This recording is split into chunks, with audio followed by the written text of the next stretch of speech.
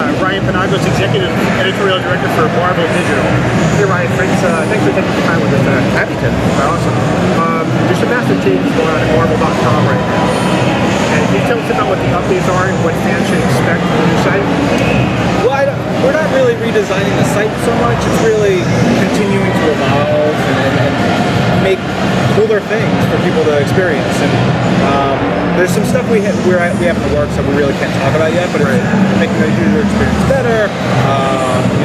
Integrating all the different lines of business that we have together in a better way. So, making it easier to find a digital comic that is relevant to a TV show that you like, or a video game that you can play, and tying that to other relevant pieces of interest. A lot of stuff like that for the website itself.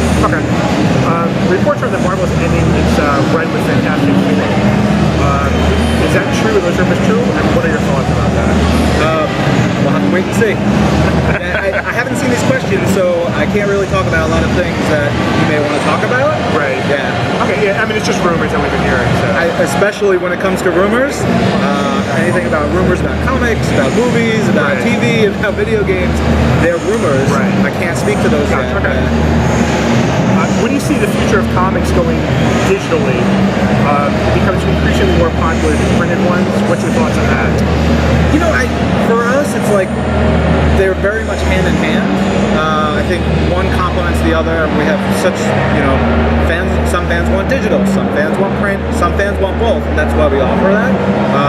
One of our biggest things in the last couple of years has been Marvel Unlimited, and that is our subscription service for, the easiest description is like the Netflix for comics, right? 15,000 plus books.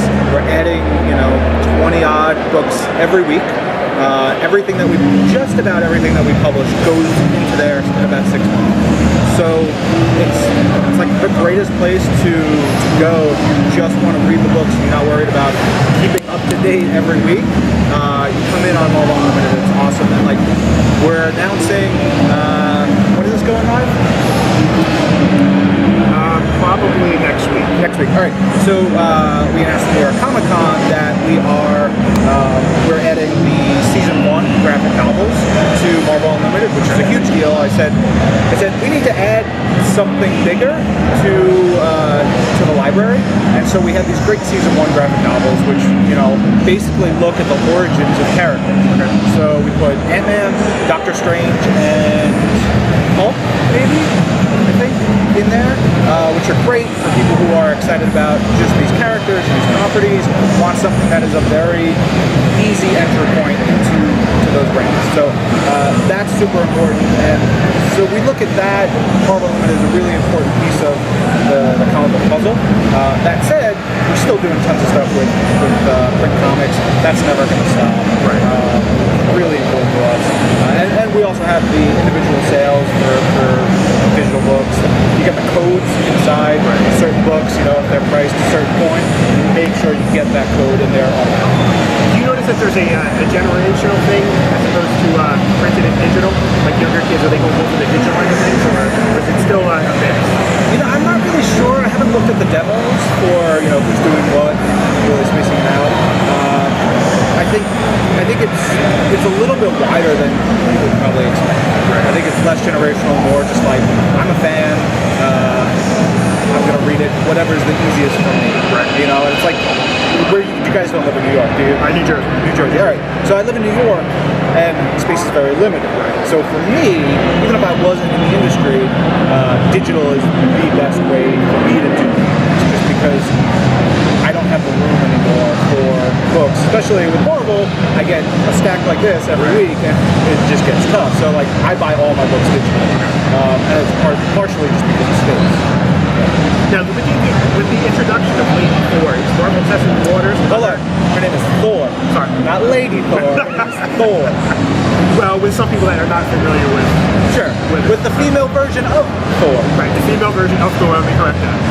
Is Marvel testing the waters with other female-based characters? I mean, I don't think it's us testing the waters. We've been doing a really... we had that in our headspace for a long time.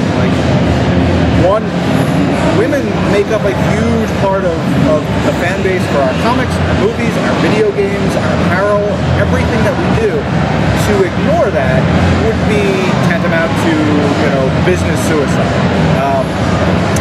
And, like I look at women I know, my wife, colleagues, friends, they want characters that they can more closely identify with. Just like, everybody wants something that they can see themselves in, and so that's an important piece to us. And I don't think, it's not like we're going to say, okay, we need a female Wolverine, we need a female Captain America, we need a female this, that, and the other thing. It's the story that Jason wanted to tell. Jason Aaron, the writer, wanted to tell for Thor. This was his plan, and this is where it's going. And when you see the character who has picked up the hammer, who is worthy, it sort of fits into everything that he's been doing. And like Captain Marvel, Ms. Marvel, Storm, Black Widow, lots and lots of books that have female leads, and that's just been because we have these great characters, we have the creators who want to tell these great stories. That's just where the action is for them. And so it makes it really easy. And having more of those books available to more people, it's great. I want to see more women here, like getting excited about, say Thor, and then they check out Avengers, then they check out Hawkeye, then they check out, the new game we're doing. The same thing. It's like you want a little kid who is really excited. They see Miles Morales as Spider-Man. They open the books. He's young. He's diverse character, and they get really excited about that. They want to find out more about comics. It just helps the industry. Right. So next question is, Disney purchased Marvel a few years ago. Are you much of a Disney fan? Or are you more of a Disney fan now since then? I think I've become more of a Disney fan now, but I was always a Disney, like I would go to Disney World as a kid with my mom, but since we got purchased, because I get free access to the parks, and I get a discount on hotels, like the best thing ever, I've been at least once a year to one of the parks every year since 2009, which is great. So every guest that we have come on the show, since you have been to Disney World, it's easy for us to ask these 5 questions. Do you have a favorite snack while you're in Walt Disney World? Disney World or Disneyland? It doesn't matter. Great question. I think churros when I go to Disneyland, probably just a regular straight up churro from California Adventure, probably. I'm trying to picture it in my head. Anyway, I love the churros. The churros are awesome. Yeah, churros are really good. Especially when they're fresh. Yeah. Your favorite attraction? Big Thunder Mountain Railroad. Your favorite Disney movie? Probably. I count Pixar in there. Yeah, it's all Disney. It's the same thing with Marvel. Now you can really the same universe. Well, I have to exclude myself because Guardians of the Galaxy is probably my pick there. Right. Okay. I'm missing one. Park memory and one more. The character, yeah. Favorite Disney character? Turnabout. Oh, really? From Penagos. Oh, interesting. We never had that one. He's just look. I'm actually thinking about a tattoo of him at some point. Oh, really? How I'd want that to look and what that would be. Wow. Yeah. You have a favorite Disney park memory? So a couple years ago, I found out that I had known that I had a half brother and sister, never met them, found them online.